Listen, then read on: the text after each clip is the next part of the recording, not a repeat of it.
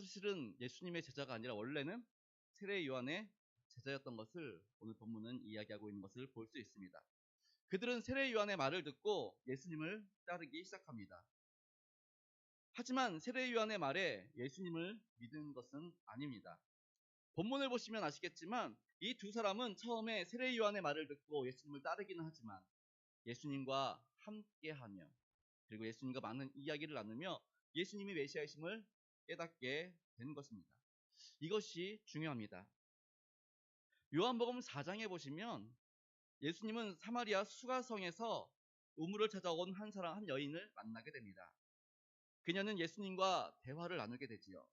그리고 그 대화 끝에 이분이야말로 우리가 기다려왔던 메시아구나 라는 것을 알게 됩니다. 그리고 가만히 있는 게 아니라 동네에 들어가서 사람들에게 내가 메시아를 만났습니다. 와보십시오. 이렇게 초청을 하지요. 잠시 후 동네 사람들이 우르르 몰려옵니다. 그리고 우물가에서 예수님을 만나게 됩니다. 그 만남이 어떠했는지는 모르겠으나 잠시 후 이 동네 사람들이 어떻게 합니까? 예수님을 우리 마을로 좀 오십시오. 예수님을 초청합니다. 그리고 무려 이틀 동안 예수님과 함께하며 예수님으로부터 말씀을 듣기 시작합니다. 그러더니 이 사람들이 그 사마리아 수가성 여인을 찾아갑니다. 그리고 뭐라고 하는지 아세요?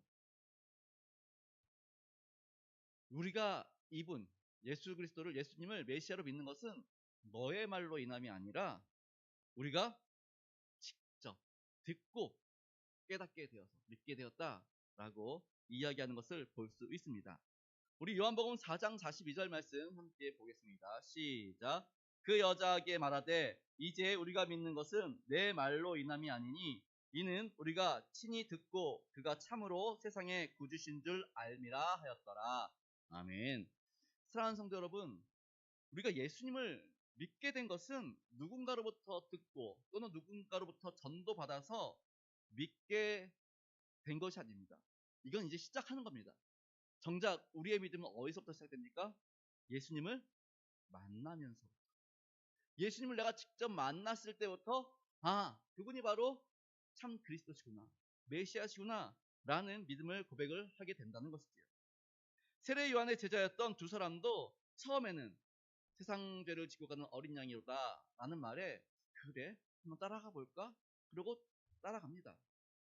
하지만 그들은 그날 밤 예수님과 함께하며 예수님을 통해서 말씀을 듣고 이분이야말로 우리가 기다려왔던 메시아이심을 믿음으로 고백하게 되는 것입니다. 사마리아 사람들 역시 처음에는 수가성 여인을 통해서 예수님을 만나게 되었지만 결국 그들의 믿음의 고백은 사마리아 수가성의 여인으로부터가 아니라 그들이 직접 만났던 예수님 그리고 그분의 말씀을 통해서 신앙 고백을 하게 되었던 것을 기억하실 수 있기를 바랍니다. 그래서 우리 역시 예수님과의 만남을 통해 정말 내가 만난 예수님, 그분이야말로 온 우주의 주인이시고 우리에게 참 빛이시며 생명을 주시는 분이심을 정말 마음 깊은 곳으로부터 고백할 수 있어야 되는 줄 믿으실 수 있기를 바랍니다. 우리 계속해서 요한을 따르던 이 세례 요한의 제자였던 두 사람, 오늘 두 사람이 예수님을 따랐다 그러는데 이 두 사람 누구인가요? 한 사람은 40절에 보니까 안드레라고 소개하고 있습니다. 두 사람 중에 한 사람은 안드레랍니다. 그럼 또 다른 한 사람은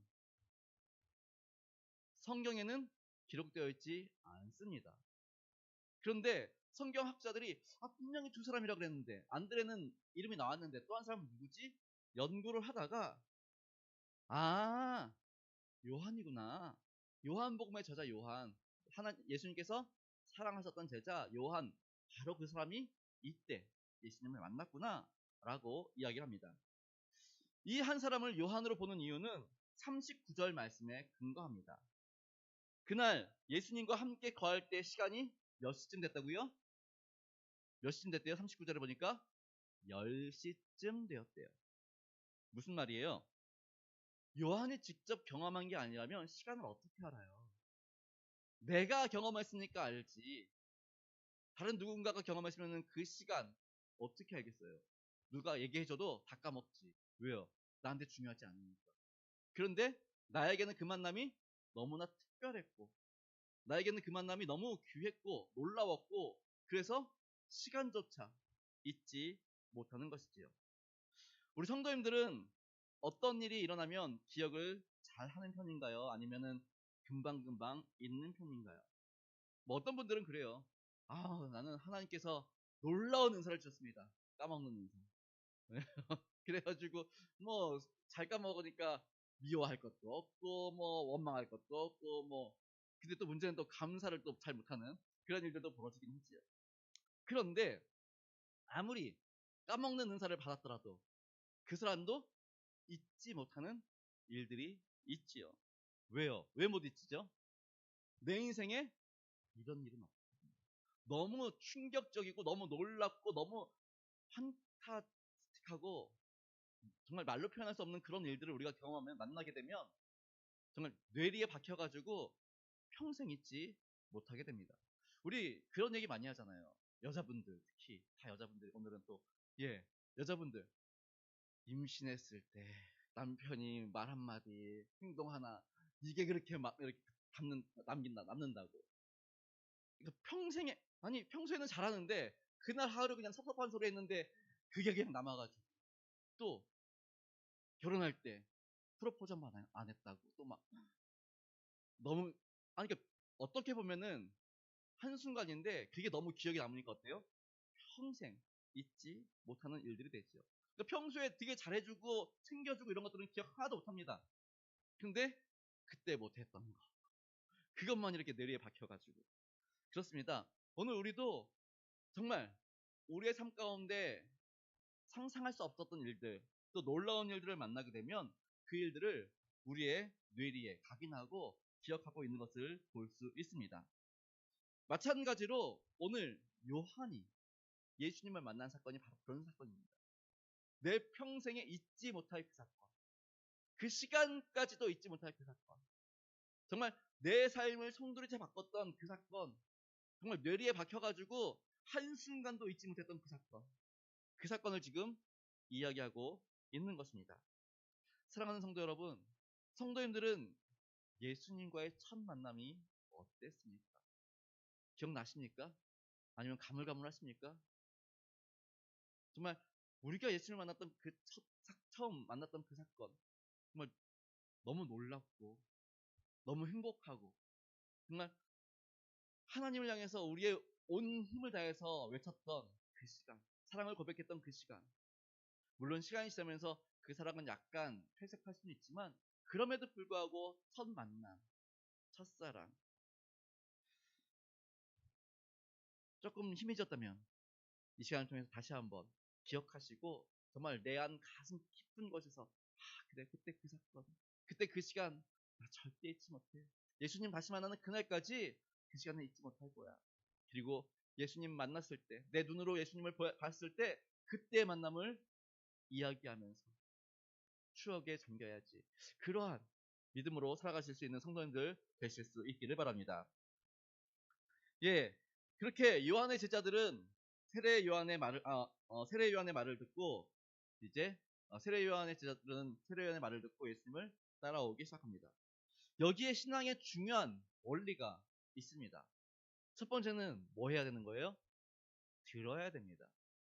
이 두 명의 제자들이 예수님을 향해서 세상 죄를 지고 가는 하나님의 어린 양이로다, 이 말을 듣지 못했다면, 아니 들어도 제대로 들어야죠. 똑같이 들은 사람들, 안 따라갔던 사람 얼마나 많습니까? 특히 우리 앞에서 봤지만 사두개인들, 바리새인들 와가지고 제사장들 와가지고 요한에게 막 따져 묻습니다. 그러니까 요한이 너희가 알지 못하는 가운데 세상죄를 지고 가는 어린 양이 있다라고 말을 합니다. 그런데 여전히 못 알아듣습니다. 직접 예수님을 보고 오늘 본문에 예수님을 만나서 예수님을 향해서 저분이야말로 세상죄를 지고 가는 어린 양이야 라고 말했음에도 불구하고 그 예수님을 따르는 사람은 지금 몇 명이에요? 두 사람뿐이라는 것이죠. 우리가 신앙인이라고 말하면서 말씀을 듣고도 따라가지 않는다면, 말씀을 듣고도 그 말씀 가운데 행하지 않으면 우리는 정말 믿음으로 사는 것이 맞는지 고민해 볼 필요가 있는 것입니다. 그러니 말씀이 우리 가운데 들려졌다면 그 말씀에 반응해야 하는 것이 바로 성도의 삶의 모습인 줄 믿으실 수 있기를 바랍니다. 힘든 것도 있지요. 할 수 없는 일들도 있습니다. 그럼에도 불구하고 어떻게 해야 됩니까? 반응할 수 있어야 됩니다.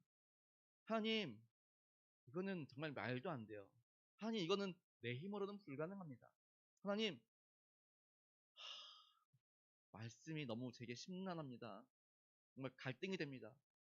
그런 반응을 일단 보여야 되고, 그럼에도 불구하고 한번 해보기는 해보겠습니다. 안 돼도 뭐라고 하진 마십시오. 그렇게 반응을 보여야 됩니다. 근데 반응도 안 보이고 말도 안 돼. 그리고 생각도 안 하고 할 수 없어 라고 포기하고 정말 내 마음에 찔림에도 불구하고 아니야 이거는 주님의 말씀이 아닐 거야. 그렇게 외면해 버린다면 오늘 우리의 삶의 모습 정말 성도로서 예수님을 따르는 자로서 살아가고 있는 것인지 늘 살펴보실 수 있기를 바랍니다. 듣고도 행하지 않으면 야고보의 표현대로 죽은 믿음이라는 것이죠. 말씀을 듣고 행한다는 것, 이것이 얼마나 중요한지 사무엘은 사울왕에게 다음과 같이 말합니다. 우리 사무엘상 15장 22절, 23절 상반절 함께 읽겠습니다. 시작. 사무엘이 이르되 여호와께서 번제와 다른 제사를 그의 목소리를 청종하는 것을 좋아하신 같이 좋아하시겠나이까. 순종이 제사보다 낫고 듣는 것이 순양의 기름보다 나으니 이는 거역하는 것은 점치는 죄와 같고 완고한 것은 사신 우상에게 절하는 죄와 같으니라. 아멘. 뭐래요? 순종하지 않는 것은 점치는 거랑 똑같대요. 점치는 게 뭐예요? 우리의 길흉화복 어떤지 알아보는 거잖아요. 근데 순종하지 않는 거, 말만 듣는 거, 말씀만 듣는 거는 그거랑 똑같대요. 그냥 기륭화복. 이 말씀 좋구나. 이 말씀, 이 말씀은 나한테 안 맞아. 그런 거 똑같다는 겁니다. 그리고 완고한 것, 완고한 게 뭐예요? 완고한 거, 고집 부리는 거죠. 내 생각이 맞아, 내 뜻이 맞아. 그게 완고한 거지요. 이 완고한 것은 우상숭배, 우상에게 절하는 거와 마찬가지랍니다. 그러니까 말씀을 들었으면 듣는 것으로 끝나는 것이 아니라 어디까지 가야 됩니까? 순종의 자리까지. 그러니까 말씀 듣는 것도 굉장히 중요하지만 그 다음 순종까지 가야 한다라는 것입니다. 그래서 요한의 제자들 역시 요한의 말을 듣고 예수님을 어떻게 해요? 따라가죠. 그러니까 듣는 것으로 끝난 게 아니라 들었으니 그래? 저분이 세상 죄를 지고 가는 어린 양이라고? 그러면 저분의 삶은 어떨까? 어떤 분이실까? 따라가는 거죠. 사순절을 보내며 하나님의 말씀을 더욱 가까이 하실 수 있기를 바랍니다. 더 나아가 말씀을 읽고 아는 것으로 끝내는 것이 아니라 그 말씀에 정말 우리의 마음이 부딪히고 그리고 그 말씀을 순종할 수 있도록 그 말씀에 반응할 수 있도록 그리고 그럼으로 인해서 하나님을 기쁘시게 해드릴 수 있는 우리 포도원교회 성도님들 되실 수 있기를 바랍니다. 계속해서 세례 요한의 말을 듣고 예수님을 따르던 두 사람 주일날 작년에 우리 한번 얘기 나눴죠. 예수님 뭐라 그래요? 이 두 제자에게 무엇을 구하느냐? 너희들 왜 나 따라와? 너희들 왜 나 따라서 뭐 하게? 뭘 얻으려고? 뭘 구해? 지금 그거 묻는 것입니다. 작년에도 말씀드렸지만 이게 저는 기독교인의 질문의 시작, 신앙의 시작이 아닌가 생각을 합니다. 무슨 말이에요? 나는 왜 예수님을 믿고 있지? 내가 예수님을 믿는 이유가 뭐야? 내가 예수님을 닮아가길 원하고 예수님을 따르길 원하는데 그 이유가 뭐지? 나는 예수님께 뭘 원하지? 이 질문의 시작, 이게 바로 우리를 세상 사람들과 구별해내는 거룩함의 시작인 줄 믿으실 수 있기를 바랍니다. 사실 이 질문 무엇을 구하느냐? 이 질문에 대한 답을 어떻게 하느냐에 따라서 성도가 세상으로부터 존경받기도 하고요. 성도가 세상으로부터 욕을 먹기도 합니다. 예수님을 따르긴 따릅니다. 예수님 묻습니다. 너 왜 나 믿어? 왜 그렇게 열심히 신앙생활해? 뭘 구해? 근데 많은 사람들이 뭐라고 대답합니까? 하나님, 제가 예수님을 따를 테니 나에게 물질을 더해주시고 건강을 더해주시고 자녀의 복을 주시고 이런 얘기를 합니다. 물론 그게 나쁘다는 건 아닙니다. 그게 잘못됐다는 건 아닌데 우선순위가 우리가 예수님을 따르는 결정적인 이유가 그건 아니잖아요. 사실은 우리가 예수님을 따르는 결정적인 이유는 무엇입니까? 영원한 생명을 얻기 위한 거. 그렇죠? 참 빛이신 그분을 통해서 우리의 모든 죄를 사하고 그리고 영원한 천국에서 주님과 함께하는 것 그것을 위해서 우리가 예수님을 믿는데 이게 우선순위가 되어야 되는데 어느 순간 우선순위가 바뀌어버린 거지. 뭘로요? 세상의 것들로. 그러니까 예수님 묻습니다. 너 무엇을 구하느냐? 우리는 우선순위를 정확히 해야 됩니다. 주님 배우기 원합니다. 주님 따르기 원합니다. 그리고 주님으로부터 영원한 생명을 얻기를 원합니다. 그럴 때 하나님이 우리를 통해서 일하신다면 우리에게 일을 맡기십니다. 근데 그냥 맡기시겠어요? 말도 안 되는 일을 우리에게 시키십니다. 우리는 말도 안 된다고 해요. 그럼 하나님은 뭐라고 하시겠습니까? 우리 모세 너무 잘 알잖아요. 하나님을 만났습니다. 불타는 떨기나무 가운데 하나님을 만났습니다. 하나님이 야 이스라엘로 애굽으로 가서 이스라엘 백성들 구해내라 했더니 하나님 저는 아닌 것 같습니다. 저는 말도 둔하고요. 뭐 핑계 이런 핑계 저런 핑계 다 됐죠. 근데 하나님 뭐라 그래요? 누가 입술을 만들었고 누가 만들었느냐? 정 안 되겠으면 내가 누구 붙여준다고요?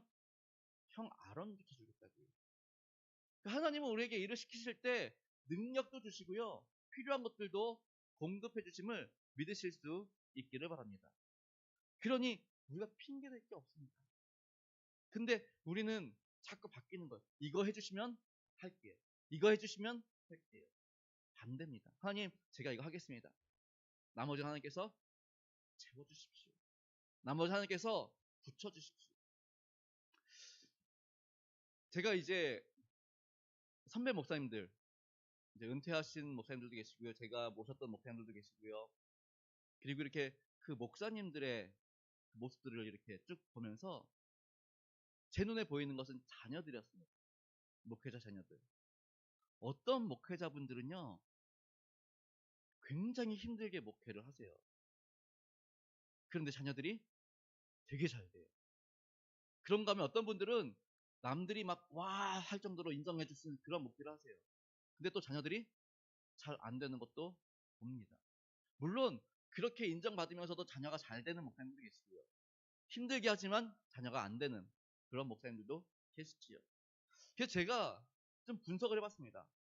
나름 저분들은 똑같이 목회를 하시는데 어떤 분들은 뭐 큰 교회 작은 교회를 떠나서 어떻게 저분들은 자녀들이 저렇게 잘 될까 형통할까 왜 저분들의 자녀들은 저렇게 말썽을 피우고 사회의 지탄의 대상이 되고 그럴까 이런 것들을 좀 이렇게 분석을 해보았습니다. 그런데 그 분석의 결과가 바로 오늘 질문 무엇을 구하느냐 이 질문에 대해서 정말 바른 대답을 하셨던 목사님들은 정말 자신의 생명을 다해서 힘을 다해서 하나님을 섬기고 자녀들은 챙기지도 않아요. 근데 어떻게 해요? 하나님 제가 이 일에 헌신했으니 제가 자녀들 돌볼 여력이 없어요. 당신이 나에게 맡겨주신 이 양들 하나하나 챙기기도 너무 힘드니 내 새끼는 내 자식은 하나님 챙겨주십시오. 그렇게 믿음으로 구하고 갔더니 하나님이 진짜 어떻게 해요? 자녀를 돌봐주셨다는 거죠. 그런데 반대로 자녀들에게 좋은 것을 주고 좋은 것을 해주고 어떻게든지 자녀들을 좀 잘되게 해주려고 열심히 노력하시는 목사님들 자녀들이 오히려 잘 안 되는 것들을 보게 됩니다. 왜요? 물론 그분들도 기도는 하나님께 맡긴다고 하지만 하나님께 맡기기보단 어때요? 당신이 직접 이렇게 힘쓰고 애쓰고 했던 그런 것들이 더 많았던 것이죠. 사랑하는 성도 여러분, 우리 이 사순절을 보내면서 무엇을 구하느냐? 이 질문을 다시 한번 새기실 수 있기를 바랍니다. 그럼 이 예수님의 질문, 무엇을 구하느냐라는 이 질문에 이 두 제자는 어떻게 반응합니까? 어디에 계십니까? 라는 답을 하죠. 아니, 나한테 뭘 원해? 그랬더니 예수님 어디 살아요? 이렇게 대답하는, 다시 재질문하는 이 제자들, 약간 동문서답하는 것처럼 들릴 수 있지만 사실은 예수님 어디 사세요가 아니라 이 질문의 뜻은 예수님 당신이 원하는 장소, 삶의 자리는 어디입니까? 당신이 이 땅에서 행하시고자 하시는 일이 무엇입니까? 그거 지금 묻는 겁니다.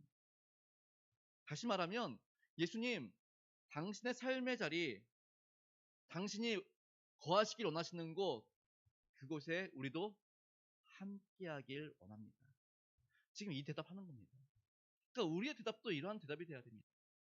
무엇을 원하느냐? 그랬을 때 주님으로부터 죄사함 받고 영원한 생명 얻고 이제 나는 죽고 예수 그리스도로 살겠으니 내가 원하는 곳, 내가 원하는 어떤 것이 아니라 주님께서 원하는 장소, 주님께서 바라보는 그곳, 나 또한 바라보길 원합니다. 이런 응답을 해야 될 줄 믿습니다. 우리 예수님 지금 어디 바라보고 계실까요? 물론 우리도 바라보고 계시겠지만 더 큰 관심을 가지고 바라보는 곳이 계셔요. 가깝게는 뭐 북한이 될 수 있겠죠. 정말 굶주려 죽는 그러한 불쌍한 당신의 자녀들, 그리고 핍박 가운데서도 믿음을 잃지 않고 있는 그들을 주님은 바라보고 계시겠지요.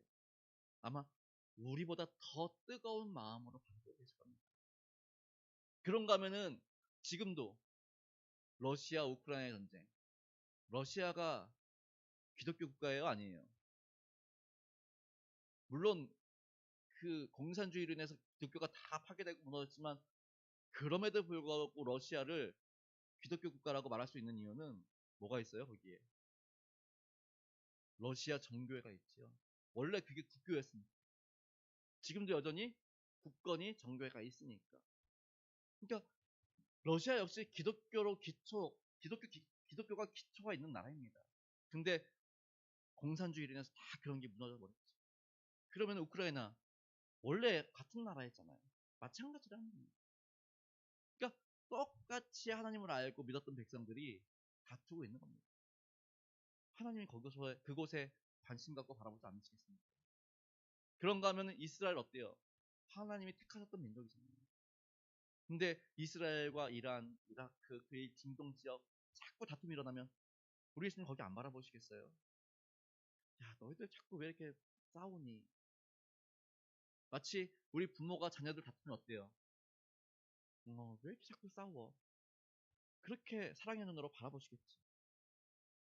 그러니 우리도 주님께서 원하는 곳, 주님께서 함께하는 곳, 주님께서 바라보시는 곳, 우리도 바라보길 원합니다.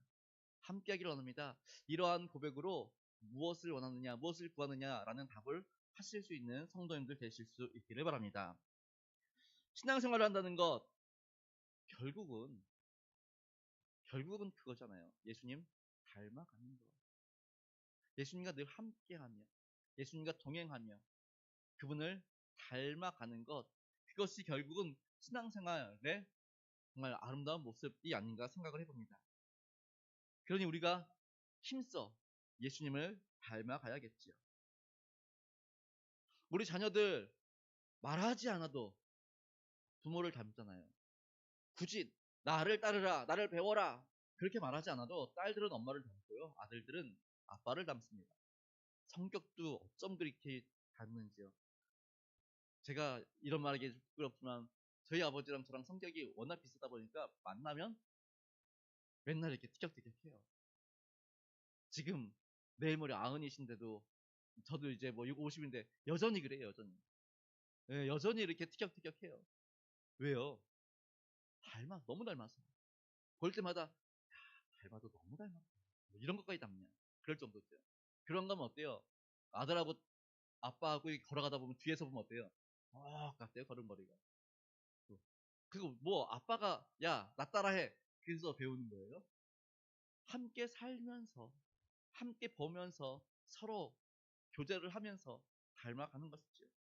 그러니까 우리 역시 예수님을 닮아가려면 그냥 그렇게 해야 되는 거예요. 예수님과 늘 함께 하기를 힘쓰고 또 예수님 바라보고 예수님과 교제하고. 성경은 이게 딱 두 가지로만 가능하대요. 예수님 닮아갈 수 있는 게 딱 두 가지로만 가능하대요. 말씀과 기도. 이게 경건 훈련의 시작이요 끝입니다. 그러니까 말씀을 부지런히 읽어서 그 말씀 속에 예수님이 다 나오잖아요. 하나님이 어떤 분이시고 예수님이 어떤 분이시고 성령님이 어떤 분이시고 그걸 계속 부지런히 읽어가지고 그분에 대해서 어떻게 해야 돼요? 막연하게 아니라 정말 이렇게 구체적으로 예수님이 이런 분이시지. 그렇게 알아가면 그 구체적인 예수님의 형상들이 내 안에 새겨지는 거죠. 예전에 제가 전에 한번 말씀드렸는데 그 신학교 교수님이 이제 유학까지 갔다 와가지고 이른 나이에 유학을 갔다 와가지고 이제 우리나라 왔는데 군 문제가 해결이 안 돼가지고 29인가의 나이에 이제 군대를 가게 됐습니다. 그래가지고 군대를 갔는데 그래도 이제 박사학위까지 받았으니 그냥 일반 병 시키기는 그러고 군종을 시켰어요.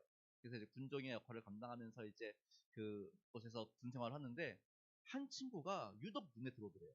그 교회에서 예배드리면은 다 수백 명이 있는데도 불구하고 한 친구가 이렇게 유독 자꾸 눈에 들어오더래요. 그래서 그 친구를 이렇게 살폈대요. 근데 너무 이렇게 조용하고 점잖고 또 자신에게 주어진 일을 잘하고 그리고 성품도 온화하고 그러면서 저런 친구는 정말 예수 믿으면 정말 예수님 닮아가겠구나. 저런 친구야말로 정말 예수님 닮아가는 모습을 보이겠구나. 그런 생각을 했습니다. 그리고 이제 제대를 했습니다. 그리고 와서 이제 신학대학교에서 강의를 하는데 어느 날 이제 새 학기가 돼가지고 강의를 하러 들어갔는데 그 친구가 앞에 있더래요.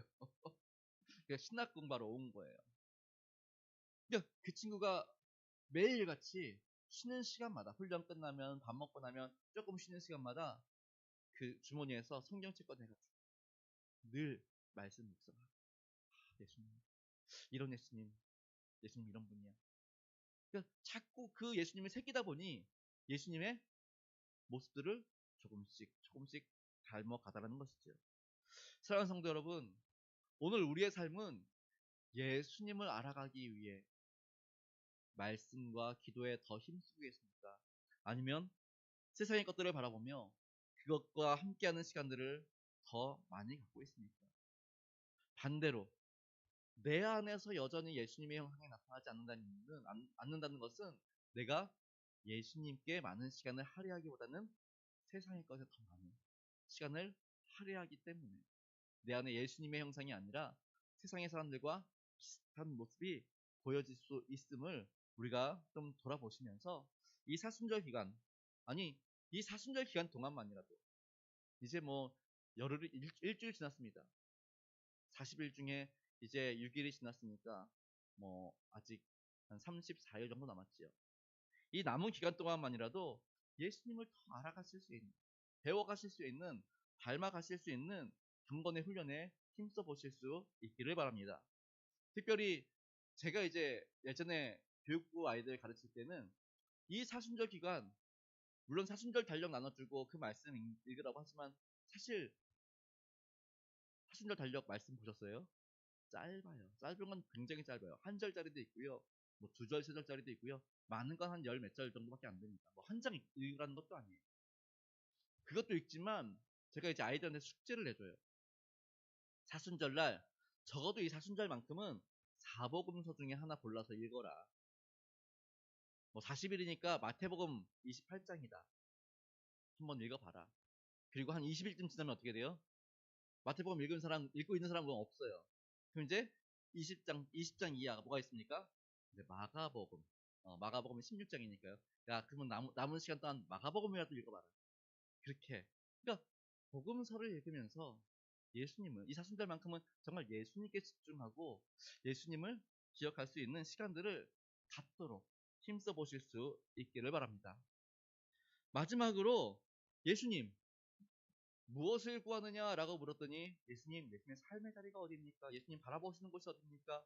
예수님이 원하시는 장소가 어디입니까? 이렇게 대답했던 이 제자들에게 예수님 뭐라고 하세요? 와보라. 나 따라와봐. 나와 함께 해봐. 그렇게 초청하시는 거죠. 예수님의 삶의 자리에 그 제자들을 초청하는 겁니다. 우리가 예수님을 나의 주 나의 하나님 이렇게 고백했을 때 예수님께서는 우리에게도 똑같이 와보라 라고 우리에게 당신의 삶의 자리로 초청하고 있음을 믿으실 수 있기를 바랍니다. 예수님의 삶의 자리에 초청받은 우리, 그러면 어떻게 해야 됩니까? 예수님께서 어떻게 하셨는지 봐야죠. 불쌍한 사람들, 아파하는 사람들, 고통당하는 사람들, 예수님은 어떻게 하셨어요? 그들을 외면하셨나요? 아니요. 그들의 부르짖음, 그들의 정말 안타까운 그 울음소리에 반응하시잖아요. 그리고 그를 위해서 당신이 할 수 있는 대로 치료도 해주시고 또 건강도 회복시켜 주시고 귀신도 쫓아내 주시고, 그러니까 당신이 할 수 있는 걸 해주셨던 겁니다. 우리는요, 우리도 능력이 있어가지고 예수님처럼 능력이 있어가지고 정말 우리 지금 안 계시지만 오우시 안수자님 폐암이 이렇게 있고 지금 약간 전이 된 것 같다고 말씀하시는데, 우리도 능력이 있어가지고 예수님 나사렛 예수의 이름으로 기도하오니 다 치료받게 해주십시오. 그래가지고 암세포가 다 녹아내리고 건강을 회복하게 할 수 있다면 너무 좋지요. 근데 그렇게 못하더라도 우리가 할 수 있는 일이 뭐가 있지요? 그분을 위해서 계속해서 주님, 우리 오우주 안수자님 불쌍히 여겨주시고 긍휼히 여겨주시고 당신의 그 사랑으로 우리 복음서에서 예수님 만났던 그 사람들이 다 치유받고 회복됐던 것처럼 우리 오우주 안수자님께도 그런 놀라운 능력으로 함께 해주셔서 우리 오우주 안수자님이 간증의 주인공 되게 해주시고 하나님을 영화롭게 해드리는 그런 믿음의 사람 되게 해주십시오. 그렇게 중보할 수 있잖아요. 그러니까 우리가 할 수 있는 일 하는 겁니다. 그게 예수님의 삶의 자리에서 우리가 배워야 하는 것이죠. 우리 자녀들 바라보면 어떻게 해야 돼요? 정말 긍휼히 바라봐야죠. 하나님, 세상이 너무 악해요. 이 악한 세상 가운데 이 아이들이 믿음으로 살려고 애쓰지만 쉽지 않아요. 그러니 하나님 지켜주시고 보호해주시고 정말 당신의 그 생명 날개 아래 품어주셔서 생명싸개 안에 품어주셔서 안전하게 거하게 해주시고 주변에 믿음의 사람들 많이 만날 수 있도록 뭐 그렇게 우리가 할 수 있는 그렇게 중보기도 해줘야 될 것입니다. 그렇게 우리가 할 수 있는 그게 예수님 닮아가는 것이죠. 오늘도 이 사순절을 맞아서 정말 예수님을 닮아가기를 힘쓰실 수 있는 성도님들 되실 수 있기를 바랍니다. 그리고 뭐 이 이후에 안드레도 예수님 만난 게 너무 기가 막혔던 것 같아요. 그러니까 요한뿐만이 아니라 안드레도 예수님 만남이 너무 놀라운 충격이고 와, 이분이야말로 참된 메시아구나 라고 느꼈던 것 같습니다. 그래서 안드레가 한 일이 뭐예요? 안드레가 무슨 일을 해요? 가서 자기 형제 베드로에게 야 와봐, 내가 메시아를 만났어. 베드로가 물론 뭐 어떤 반응을 보였는지 모르겠지만 어쨌든 안드레를 따라오죠. 그리고 예수님께서 베드로에게 장차 너를 개발하겠다, 반석이라 해주겠다 라고 말씀하시죠. 예수님을 만났다면 뭐 해야 돼요? 만났으면 내가 만난 그 예수님을 어떻게 해야 돼요? 증거해야, 나눠야죠. 제가 이제 전도 세미나를 갔는데 전도 세미나에서 그 목사님이 전도가 중요한 이유, 물론 죽어가는 영혼들, 아파하는 영혼들, 힘들어하는 영혼들 살리는 일이니까 굉장히 중요하지만 그거보다 더 중요한 게 있습니다 라고 얘기하시는 거예요.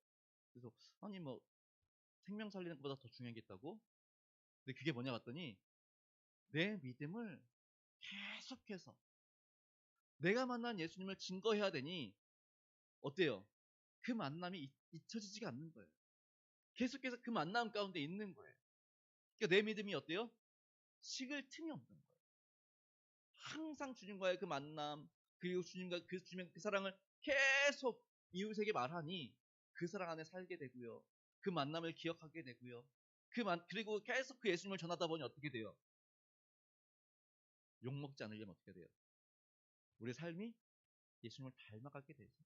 그 전도가 중요한 거는 물론 죽어가는 생명을 살리고 또 하나님께서 맡겨주신 그 사명을 감당하는 일이기도 하지만 더 중요한 것은 우리의 믿음을 반석 위에 세우는 일이다 라는 이야기를 하시더라고요. 근데 제가 보니까 그래요. 우리가 전도하려면 어떻게 해야 돼요? 그냥 말씀만 가지고 하려고 하니까 사람들이 잘 안 믿어. 내게 일어난 일. 내가 예수님을 만났더니 이런 일들이 있었어. 예수님께서 내게 이러한 일들을 해주셨어. 그러니 너도 나처럼 예수님을 한번 만나봐. 이게 전도잖아요. 사도 바울 어때요? 아니 총독 앞에서도 그 얘기해요. 내가 지금 갇힌 것 외에는 당신들도 예수님 만났으면 좋겠습니다. 왜요? 내가 만났던 예수님이 이런 분이시거든요. 그렇게 간증하잖아요. 우리가 우리의 삶의 자리에서 예수님을 만났다면 그 만남에 그 일들이 내게 정말 소중하고 놀라운 일이었다면 이제 그 만남을 우리의 이웃들에게도 전하면서 그분이 우리의 전도를 듣고 예수님 만나면 정말 좋지만 그렇지 않을지라도 그만 성령님께서 역사하시겠죠. 지금이 아니더라도 나중에라도 역사하시겠죠. 그러더라도 우리는 어떻게 해요? 그렇게 증거하면서 더욱더 예수님을 닮아가고 또 예수님을 배워가고 예수님의 형상을 나타나게 될 줄 믿습니다. 사랑하는 성도 여러분, 이 사순절을 지내면서 다시 한번 내가 만났던 그 예수님, 그 만남을 돌아보실 수 있기를 바랍니다. 첫사랑, 그리고 첫 만남, 그 기억을 떠올려 보실 수 있기를 바라고 오늘 예수님께서 우리에게 던졌던 질문, 그래? 근데 너 나 왜 믿어? 왜 날 따라와? 뭘 원해? 이 질문에도 우리가 주님과 함께하며 주님을 닮아가기로 합니다. 주님을 배워가기로 합니다. 물론 예수님을 믿음으로 우리의 생명이 영원한 생명을 얻게 되겠지만 이 땅에서의 삶 또한 주님을 닮아가는 삶 되기로 합니다. 더 나아가서 내가 만난 예수님을 증거하는 그러한 삶 살기로 합니다. 이러한 믿음으로 이 사순절을 보내실 수 있는 저와 성도님들 되시기를